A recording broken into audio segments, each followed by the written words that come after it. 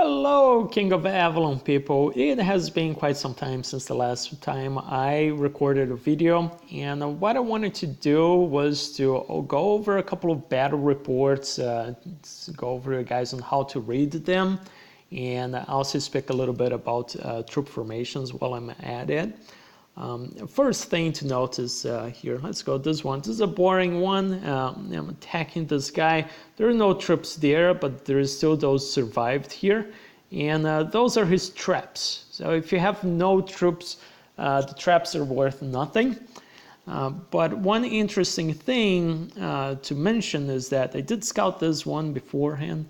And if you look at the numbers here, those numbers here, that are the uncollected resources, and this is what he has in the storehouse. Whatever is above your storage limit on the storehouse, then it's not protected, and that's stuff that other people can steal from you. In this case, pretty sure that this is his storage limit, because you attacked him a lot. And from the uncollected resources here, you get half of that in an attack, up to what your troops can carry, of course. If you can't carry that, then of course it goes to the limit that you have. And if you notice here, and if you have good memory for the numbers that I have there, that we had there, you'll notice that they are roughly half of what was on the scout report. So that was exactly what I was able to get from him on this report. Now the interesting thing, you see, so 1 kill, 3 losses, and when I look here, there's these 7 troops lost, and then 3 here. That's because of the this 7 here and 3 that I'm talking about. That's because those 6 losses on his side, those were traps. So if we scroll all the way to the bottom, let's go all the way to the bottom. Battle details. And if you notice here, you can see that I am sending troops of all tiers for all types. In this case, except for siege. And here are his troops, longbow towers. Those are traps. Those are the losses that he had. He had only one tier 8 siege here, a doom tower. So as long as you have one troop at home, the traps will be activated and they will work. All right, going forward here.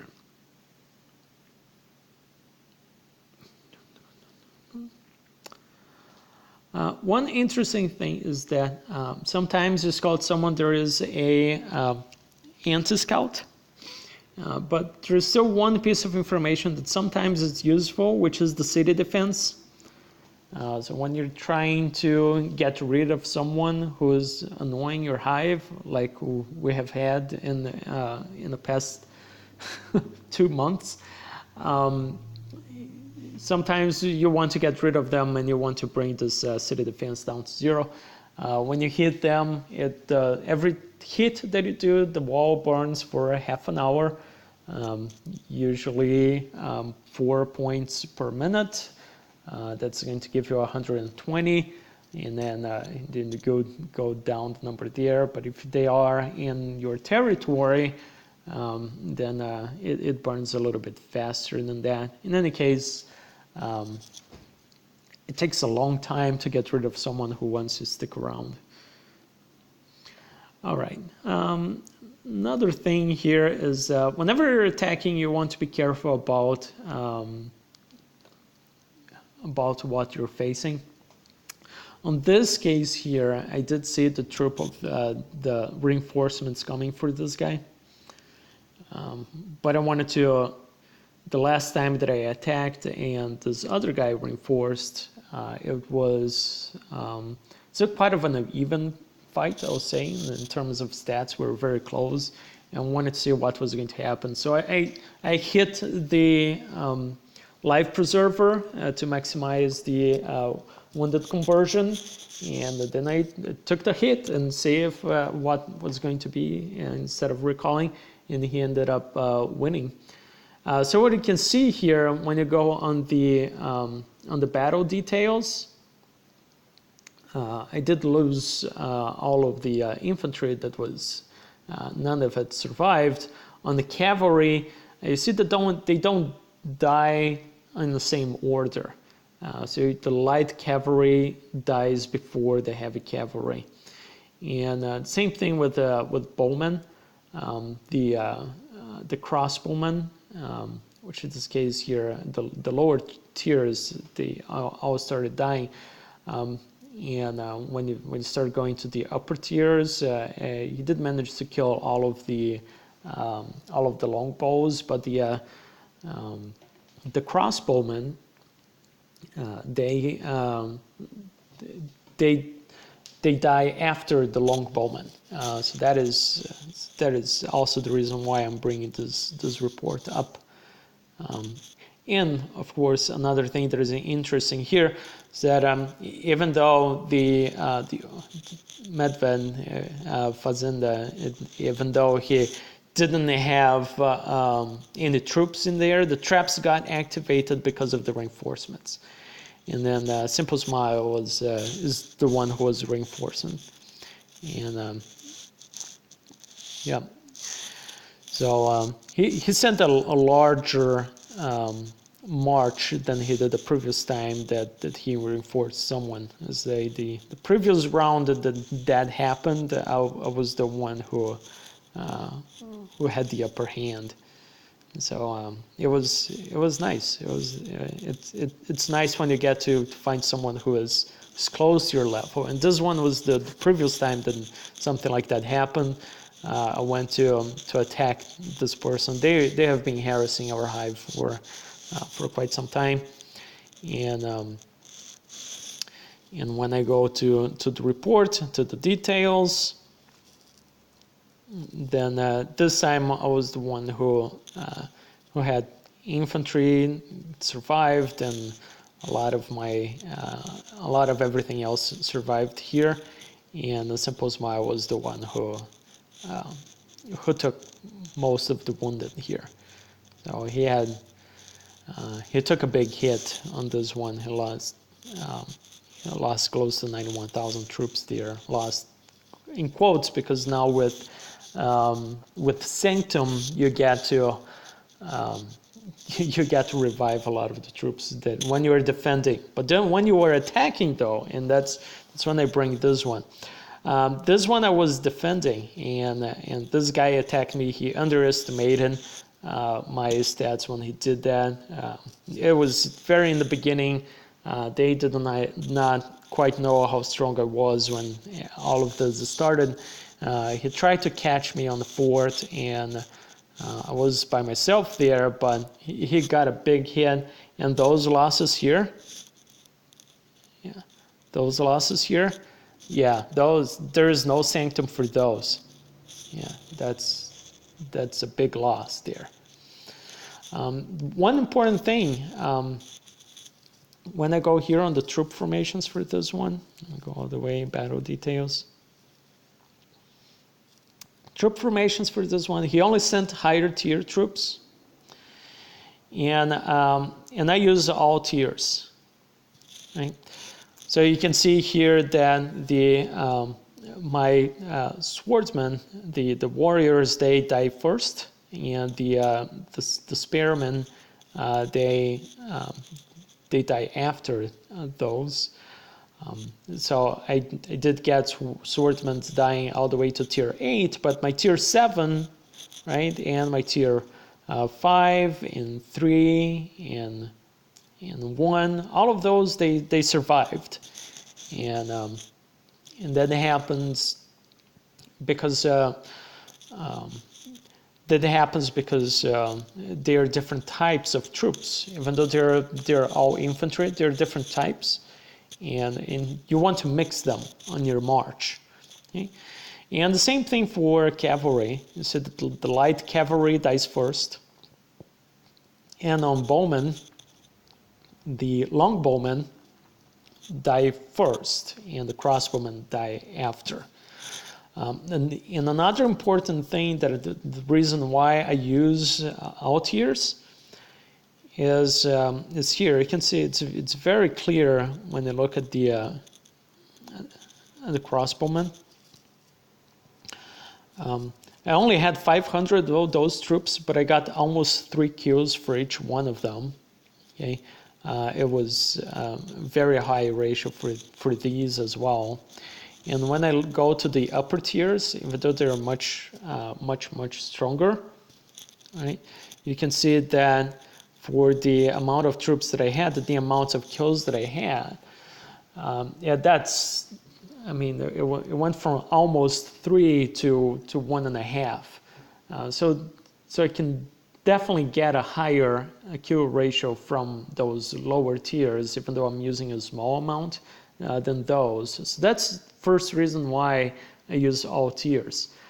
Second reason why is that the lower tiers, they're cheaper to heal, and they're cheaper and faster to train.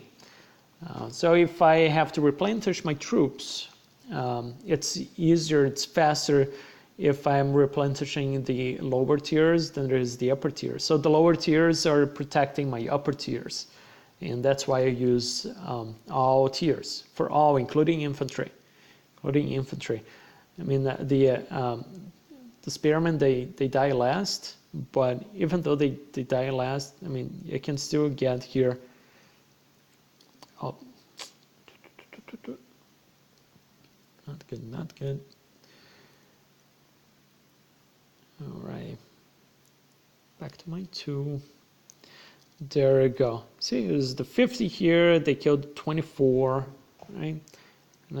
200 here, they killed 118, 500 killed 318. So they also contribute there, okay? And that is at a better ratio that we have here at the top, right? So if I had the same ratio, those would be 8,500, right? But that's not what I have. I have less than half of that. So it's they do make a difference in that sense, that they contribute to the kills in a higher ratio, even though they are weaker.